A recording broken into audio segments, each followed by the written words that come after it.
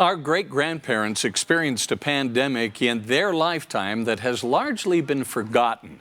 It was called the Spanish flu, and it struck at the height of World War I, a little more than 100 years ago. Fox 13's Max Roth joins us with a look in light of what we're seeing from COVID-19. Max, what did you find out? You know what? It is important to look at these things in history. COVID-19 certainly very serious. It does not look, though, like it will quite approach what our great-grandparents saw. The Spanish flu was scary. It killed more people than any pandemic since the Black Death in Europe from 1348 to 1351. Let's start with COVID-19. The numbers look scary. 80,413 confirmed cases, 2,708 deaths.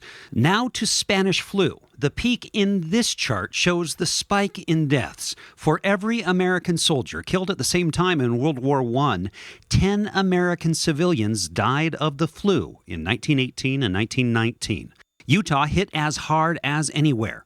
Look at 1915. About 120 of every 100,000 Utahns died of the flu. But in 1918, that number more than quadrupled. In 1918, that adds up to almost 1,900 Utahns killed. Now today, Utah has almost 10 times the number of people. So the same death rate on today's population would mean 16,307 people killed in Utah alone. Newspapers paint pictures on the front page and buried deep inside. Front page, October 6, 1918.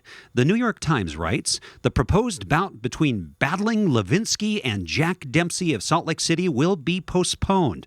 This cancellation will be forced through the precautionary measures Pennsylvania Health Department officials have taken to prevent a spread of Spanish influenza. 12 days later in the Times, a brief count of cases and deaths for one day. Figures for yesterday, a decrease of deaths. Deaths from influenza, 443. From pneumonia, 316. Remember, that's in one day. And it says, in the cemeteries in Queens, there are now about 2,000 unburied dead. A story in the Times about New Jersey 1 year later. The flu caused 19 deaths in October 1919 compared to 8,477 in October of 1918. And the Times reporting on the death of Latter-day Saint President Joseph Fielding Smith in November of 1918, saying, owing to the influenza epidemic, private funeral services will be held for President Smith. And now, back to those COVID-19 cases. The statistic that is changing the fastest, the number of people fully recovered, nearly 28,000, far outpacing deaths and new cases. And according to a federal researcher from the Reserve Bank of St. Louis, there has not been much study of the economic impact of the 1918 epidemic. They're sure that it had a huge impact, but it happened right at the height of World War I. And then came the Great Depression, and then came World War II, and so it's forgotten that this flu pandemic actually killed more Americans than any of those events.